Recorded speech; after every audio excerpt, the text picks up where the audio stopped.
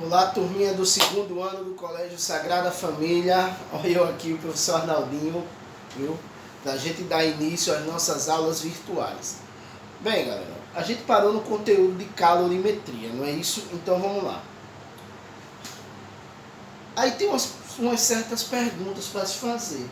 O que é mais fácil mudar? A temperatura do gelo ou mudar a temperatura da água? A temperatura do gelo, claro, né? Estado sólido.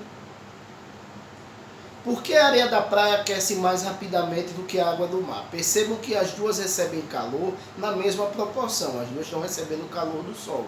Mas a areia aquece mais do que a água. Bem, para começar a dar respostas a essas explicações, a essas perguntas, a gente vai para o conceito de temperatura e calor. Lembrando que temperatura mede a agitação térmica das moléculas do corpo, e o calor não. O calor é energia térmica em trânsito. É energia que é passada devido à diferença de temperatura entre os corpos. Calor é energia. E aí o calor é passado do corpo de maior temperatura para o de menor temperatura. Isso de forma espontânea, claro.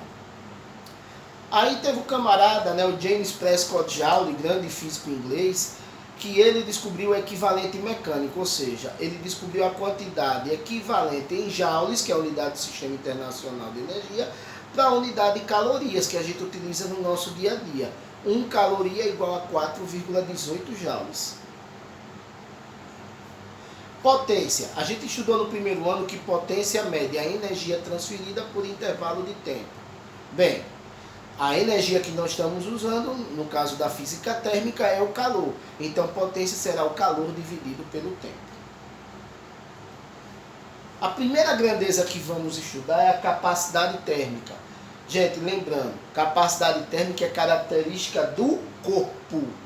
Então, envolve o volume do corpo, o formato do corpo, a quantidade de matéria do corpo, a massa do corpo. É muito importante salientar, capacidade térmica mede a característica térmica do corpo.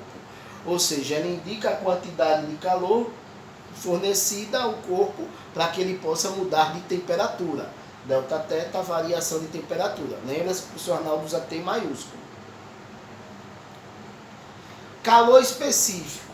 O calor específico, que é esse Czinho, você vê aqui a capacidade térmica é a massa vezes o calor específico. O calor específico é justamente diferente. Ele mede a mesma coisa da capacidade térmica, só que ele está falando da substância. É da substância. Um exemplo simples. Eu pego aqui meu copo com água, tá vendo? Eu pego esse copo com água, pego a água que está nesse copo e coloco numa panela. Em outra panela, eu pego 1 litro de água. Tem mais água, né? A quantidade de água que vai esquentar mais rápido, que vai mudar a temperatura mais rápido, é essa aqui. Porque tem menos. Mas as substâncias são iguais. Água e água. Ou seja, como as substâncias são iguais, os calores específicos são iguais. Eu estou falando da substância. Mas nesse exemplo, a gente está falando de corpos. Um corpo, uma panela com essa quantidade de água e outra panela com 1 litro de água. Então, como eu estou falando de corpos, eu vou para a capacidade térmica.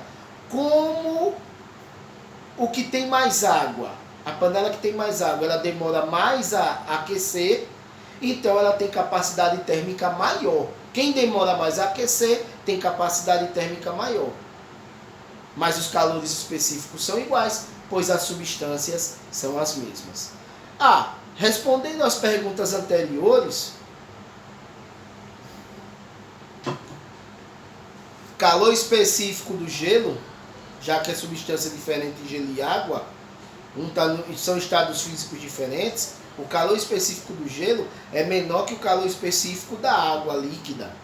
Por quê? Porque o gelo aquece mais rápido. Areia e água. O calor específico da areia, no caso da praia, é menor que o calor específico da água. Substâncias diferentes. Eu estou comparando substâncias. Então, como o calor específico da areia é menor, ela aquece com mais facilidade. Diferente da água, que tem mais dificuldade de aquecer. Beleza? Vamos lá, questão 1. Vamos ver matematicamente como é que faz. Ao fornecer 300 calorias de calor para um corpo, verifica-se como consequência a variação de temperatura de 50 graus Celsius. Determine a capacidade térmica. Vamos lá?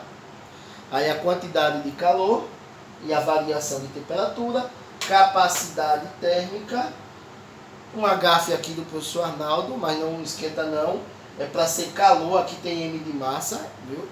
É calor, 300 sobre 50, igual a 6 calorias por grau Celsius. Só pegar a quantidade de calor e dividir pela variação de temperatura, facinho.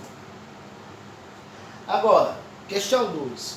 Para aquecer 500 gramas de certa substância, de 20 graus Celsius para 70 graus Celsius, foram necessárias 4.000 calorias. A capacidade térmica e o calor específico valem respectivamente. Bem, aí está aí o cálculo. Eu anotei todos os dados direitinho. O que a gente vai ter que fazer a priori é a variação de temperatura. A temperatura inicial é 20, a inicial 70, então a variação de temperatura é 50. Capacidade térmica, calor dividido pela variação de temperatura. 4.000 dividido por 50, 80 calorias por grau Celsius. Capacidade térmica é a massa vezes o calor específico. A gente achou a capacidade térmica aqui, ó, 80. A massa, 500. O calor específico, Czinho, estamos calculando. Fazendo a equação do primeiro grau, quem multiplica a letra vai dividindo, 500 vem dividindo, 80 dividido por 500 dá 0,16 calorias por grau Celsius. Tá vendo aí, galera? Então, a alternativa B, B de Arnaldinho, B de Bonito. Delícia. Ó, essa aí, teoria. Era uma manhã de céu azul. Um banhista na praia observa que a areia está muito quente. A água do mar está muito fria. À noite, esse mesmo banhista observa que a areia da praia está fria e a água do mar está morna. O fenômeno observado deve-se ao fato de que, gente, se pela manhã a areia está muito quente e a água do mar está muito fria, o que isso quer dizer? Quer dizer que a areia teve mais facilidade em aquecer e mudar a temperatura. Então, se ela teve mais facilidade, é devido ao calor específico da areia ser menor que o calor específico da água. Então, logo, a alternativa B, B de Arnaldinho, B de Bonito.